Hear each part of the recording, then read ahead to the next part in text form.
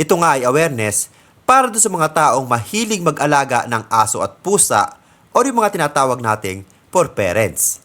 Nitong nakaraang araw nga lamang ay nag-viral ang videong ito sa social media at umani ng iba't ibang batikos lalong-lalo na sa mga taong mahilig mag-alaga ng ganitong klaseng mga hayop. Ang nangyari nga dito kay Kabayan, isang araw ay nag-message nga ito sa kanyang vet para itanong kung ano ba ang dahilan at bakit hindi nito iniinom ang antibiotic na binigay rito. At sa hindi malamang dahilan, nagtanong nga rin ito kung ano ba ang magandang pampatulog na siguro iniisip niya para makapahinga ang kanyang alaga na hindi maganda ang pakiramdam. At sa hindi inaasang pangyayari, isang malagim na trahedya ang sinapit ng kanyang alaga.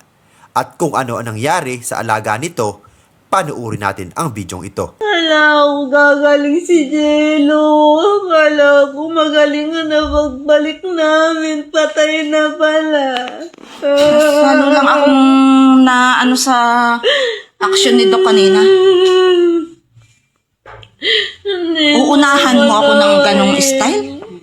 Na parang ikaw pa ang victim? Hindi ko akalain. Sayang, hindi ko na video yung pag-ano mo. Wala na. Oh, hindi ko sinabing masama kayo, pero kapabayaan nyo yun. Hindi nyo ginusto, pero kapabayaan nyo. Oo. Hindi nyo ginusto, pero kapabayaan nyo yan. Parang kayo pambiktima.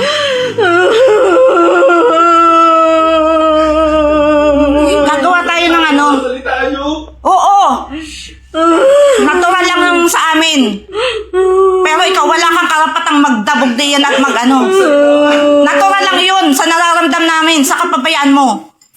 Alam kong hindi mo ginusto, hindi ka masamang tao. Alam ko yun. Dahil hindi mo aanhin ng ganitong trabaho kung masama kang tao. Kung gugustuhin mo yung mga ganong sitwasyon, pero kapabayaan mo yun.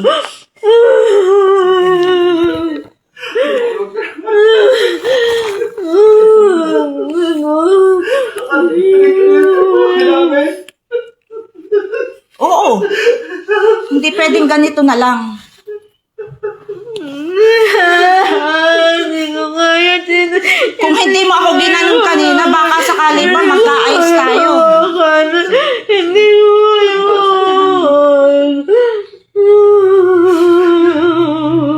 Ang gustong mangyari nito ay patulugin na yung kanyang alaga o yung kanyang fur baby. Like euthanasia. Kung alam nyo ang euthanasia guys, yung talagang tuturukan yung fur baby nyo tapos yun na, wala na siyang buhay.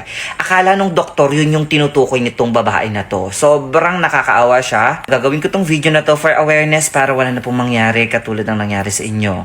Una din po sa lahat, nakikiramay po ako sa inyo. Run free sa inyong baby na si Jello.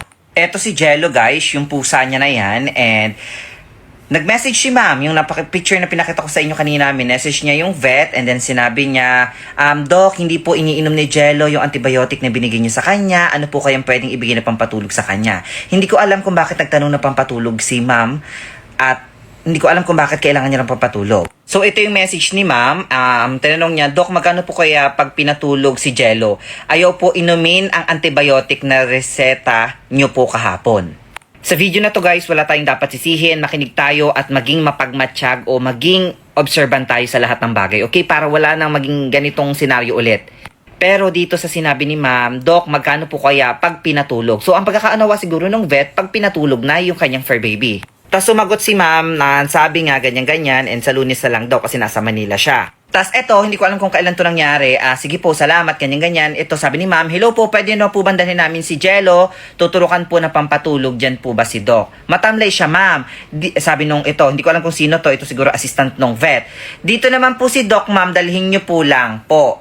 Di naman po matamlay, nakain naman po. Baka nahihirapan gawa ng sugat sa bibig. Sige po, papunta na po. Sige po ma'am. And after nun, ayun na ang nangyari, tinurukan na si Jello and sabi nung pagkaturok, sabi ni Doc, saan po ba natin ilalagay? Ilalagay na natin sa box. Ang sabi ni ma'am, bakit sa box ilalagay ay may cage? Tapos, nagtanong ulit si ma'am, kailan po ba gigising si Jello? And sabi ni Doc, hindi na po gigising si Jello. And doon niya na-realize na euthanasia ang tinurok dito kay Jello. Pero kung uobserbahan nyo kasi, ang base sa conversation nilang dalawa, ang term kasi na ginamit ni ma'am is pampatulog. Hindi ko lang din maunawaan kasi bakit hindi kinlarify nung vet bago talagang injectionan o turukan si Jello na, final na po ba ito? Ganito po ba talaga to? Euthanasia na natin to? Ba't hindi gamitin yung term na euthanasia sa harap ni ma'am, diba? Ay, grabe. So, ito yung pinakang post ni ma'am. Ang babasahin ko sa inyo para malaman nyo yung buong statement na sinabi ni ma'am para sa awareness ng lahat, para maklarify, okay? Di ko alam kung paano sisimulan, dinala ko si Jello sa vet para gumaling, pero ang nangyari, tinurukan siya ng pampatulog na hindi na talaga siya magigising. Euthanasia ay tinurok na hindi muna ako pinaliwanagan kung ano yung ituturok niya.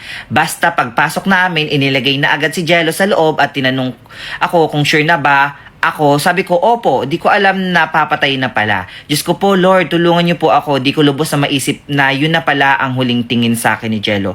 Habang tinuturukan siya, na i-video ko pa. At paglapit ko sa counter, sabi ko, Dok, okay na ba? Sabi niya, tapos na, ilalagay na natin sa box. Sabi niya, and ang sabi ko naman, wag naman po, may cage naman po. After nag-usap na yan, nag-ask ako sa kanya kung ilang oras pa bago magising si Jello. Ang sagot niya, hindi na po magigising. Napakasakit. Hindi man lang naisip ni Doc na ba't ko dadalhin sa vet si Jello para i-euthanasia. Ikilala niya ako na nag-rescue mga pusa para mabuhay. Tapos sarili kong alaga at unang apo ko si Jello. Sa una kong pusa, bakit ko naman ipapa-euthanasia ang sarili kong apo? Tiwala ako kay Doc.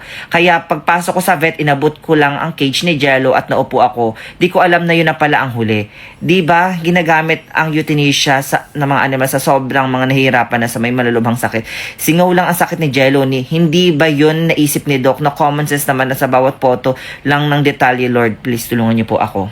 So kung iisipin niyo mabuti, hindi po nagkaunawaan yung pasyente at yung vet o yung doktor. So ang resulta is, ayun po, nawala po si Jello. Hindi ko alam at wala tayong karapatan kung sino sa dalawa ang dapat sisihin. Ang masasabi ko lang po sa lahat ng pumupunta sa vet, una pa lang, pagpasok nyo, kilala nyo, tita nyo, tito, pinsan, nanay, tatay, kaklose nyo man yung vet na pupuntahan nyo. Please, pagbigay nyo ng fur baby nyo, i-indicate nyo ano ang dapat gawin, papacheck up ba, papakunan ng ganito, ito ang nararamdaman, ganito. Hindi pwede makampante, okay? Lalo na sa chat, nagkakaroon ng misinterpretasyon dyan madalas kasi minsan hindi tamang spelling, kulang ng ganito, mali ang pagkakaunawa. Pagdating nyo, kahit nasabi nyo na sa chat, ulitin nyo po. Walang masama magpaulit-ulit, okay? Ulit-ulitin nyo kasi safety yan ng lahat. Ang masasabi ko, lagi tayong mag-iingat kapag dinadala natin sila sa vet. I-indicate nyo mabuti lahat ang gusto nyo ipagawa at nararamdaman ng mga fur babies natin. Sabihin nyo ng maliwanag, okay? Hindi pwedeng basta lang na-close nyo to, ito na ikaw na bahala sa ganyan, ha? Muli po nakikirami ako kay Jello at sana marami ang makanood ng video na to para maging awareness at hindi na po maulit ito. Nakakaawa naman ang nangyari dito sa alaga nitong si Kabayan. Dahil ine-expect ka niya, pagbalik niya ng clinic ay okay na yung alaga niya. At eto nga, na-discover niya na patay na ang kanyang fur babies. Sa mga kababayan po natin, lalong-lalo na kung mahilig kayong mag-alaga ng mga hayop, pakaingatan po sana natin ito. At sana kung sakaling mayroon kayong mga concern, may sakit yung mga alaga nyo at dadalhin nyo sa mga vet, ay makipag-usap po tayo ng maayos at klaruhin natin kung ano talaga ang problema ng ating mga alaga para maiwasan natin ang ganitong klaseng mga pangyayari. Dahil alam naman po natin, lalong-lalo na sa mga poor parents, na kung ituloy nila ang kanilang mga alaga ay minsan higit pa sa kanilang mga anak or katumbas ng pagmamahal nila sa kanilang mga anak. Kaya naman mga kababayan, ingatan po natin ang ating mga alaga. At kung nagustuhan mo ang video ito at bago ka pa lamang dito sa aking YouTube channel, ay ini-invite kita mag-subscribe at pahit na rin ang notification bell para lagi kang updated sa mga viral video at balitang OFW na i-upload natin dito sa ating YouTube channel. Maraming salamat sa iyong panonood.